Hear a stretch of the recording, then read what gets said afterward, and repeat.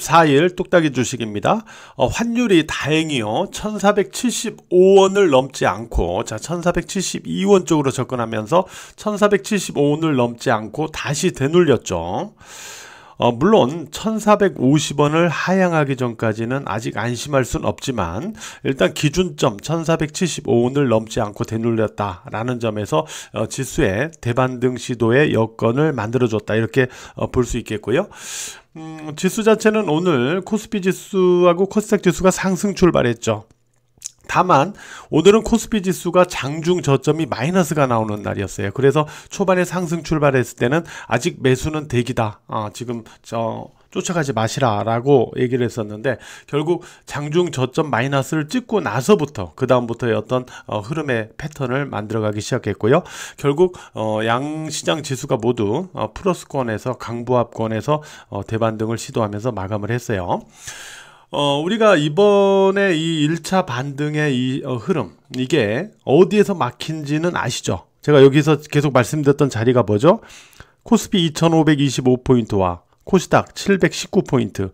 자, 여기를 저점상 지지로 전환해야만 의미가 있다라고 그랬죠. 그러나 그런 모습을 만들지 못하고 거기에서 충돌되면서 되눌렸던 거죠.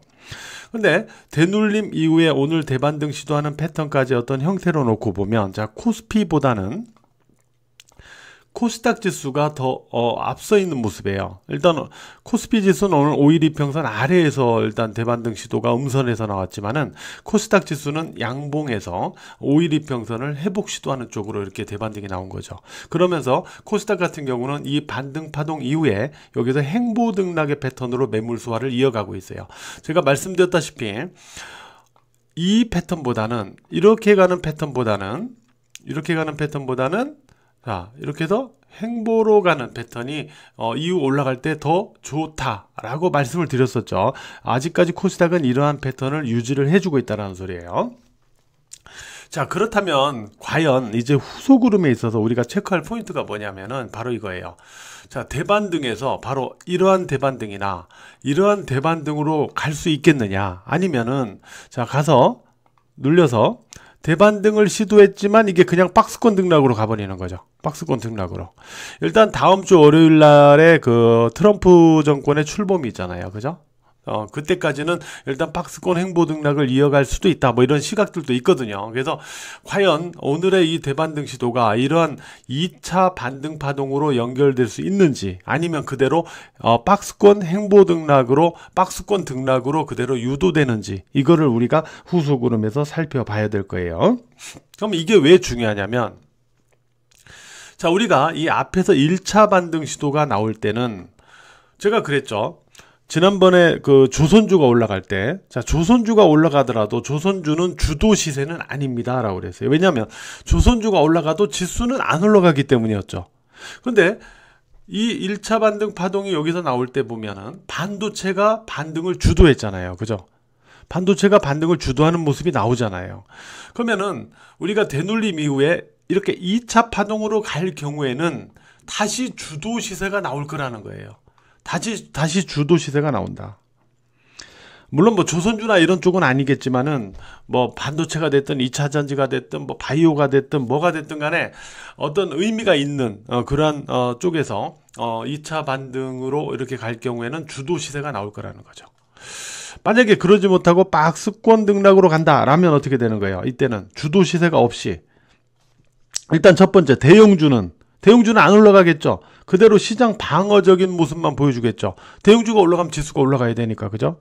그러니까 대형주는 지수 방어적인 어떤 형태만 보여주는 가운데 이 경우에는 중소형주 섹터에서 순환매 등락이 나오겠죠. 순환매 등락. 한쪽이 올라가면 한쪽이 내려가고, 한쪽이 올라가면 한쪽이 내려가고 하면서 돌아가면서 움직이는 거. 그래야만 지수가 왔다리 갔다리 박스권에서 움직일 거 아니에요, 그죠?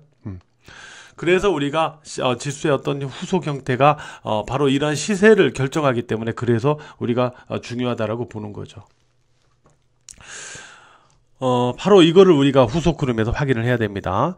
그리고 우리가 시세를 확인하실 때는, 자, 테마주가 있잖아요. 먼저 유리기판 뭐 또는 로봇, 이런 테마주가 있잖아요. 이런 테마주가 있을 때는 항상 대장주가 제일 중요하다라고 보시면 돼요. 예를 들어서 유리기판 같은 경우는 최근에 왜 떴죠? 유리기판이 떴던 이유는 SKC의 유리기판을 엔비디아에 공급할 가능성 때문에 뜬 거잖아요. 그래서 유리기판 쪽이 이게 훅 떠버린 거잖아요. 그죠? 그러면은 결국은 대장주는 SKC예요. 그죠? SKC입니다. 또 로봇에서 로봇이 최근에 이렇게 뜬 거는 삼성전자가 레인보우 로보틱스를 완전 자회사로 편입했기 때문이죠. 그러면서 로봇 쪽이 떴었죠. 따라서 레인보우 로보틱스가 대장주죠. 얘들이 이슈의 중심에 있었잖아요.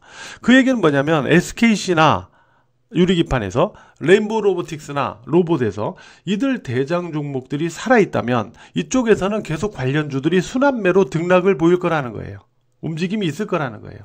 그러나 이 대장주들이 죽으면 그냥 끝난다는 소리예요.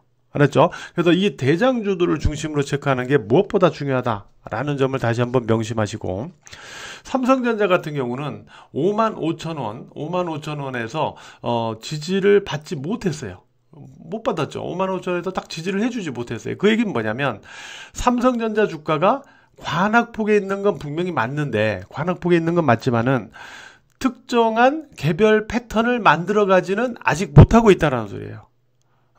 그러니까 얘가 특정한 개별 패턴을 만들어 가야만 뭔가 주가가 살아나는데 그거를 아직은 만들지 못하고 있다는 소리예요.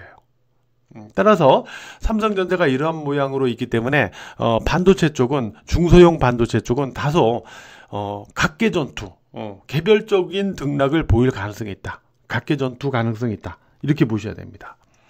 그리고 2차전지가 오늘 상승하면서 코스닥 지수나 이런 쪽의 반등에 그래도 일조를 했는데, 우리가 지금 2차전지 쪽을 보면 좀 헷갈리실 거예요. 얘들이 분명 관악폭이기 때문에 매수해도 되는데, 근데 또 일단 트럼프 정권 들어서 또 이 보조금 폐지 어쩌고 저쩌고 해가지고 또 이게 주가가 또 올라갈 듯 하다 또 되눌리고 하면서, 그래도 안심할 수가 없다 보니까 또 편하게 매매를 하기도 그렇고 좀 애매하실 거예요. 근데 지금 보면은 2차전지도 관악폭 섹터이기 때문에 지수의 등락을 지수를 움직여야 될 때 2차전지 관련주들의 등락을 이용하는 그런 부분은 계속 나타나고 있어요. 그러니까 지수를 올려야 될 때 다른 거 올릴 게 없으면 에코프로를 올리는 거고, 또 지수를 좀 탄력을 제어해야 될 때 이러한 2차전지 쪽을 일단 누르면서 또 제어해주고 이러면서 지수 등락에 있어서 2차전지 쪽을 좀 활용하는 그런 부분은 지금 계속 나타나고 있는데, 일단 2차전지 쪽이 어떤 추세적인 반전이나 또는 어떤 특정한 패턴을 만들어 놓고 움직인다면 우리가 매매를 해야 돼요.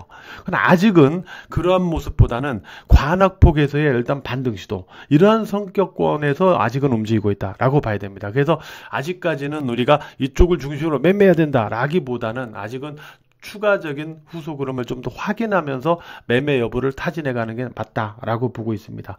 특히 양극재 쪽, 2차전지 쪽이 움직이면 양극재 관련주들이 먼저 움직일 가능성이 있으니까 이런 쪽도 좀 염두에서 체크를 해야 되겠죠. 자, 이제 1월 20일에 트럼프 정권이 출범합니다.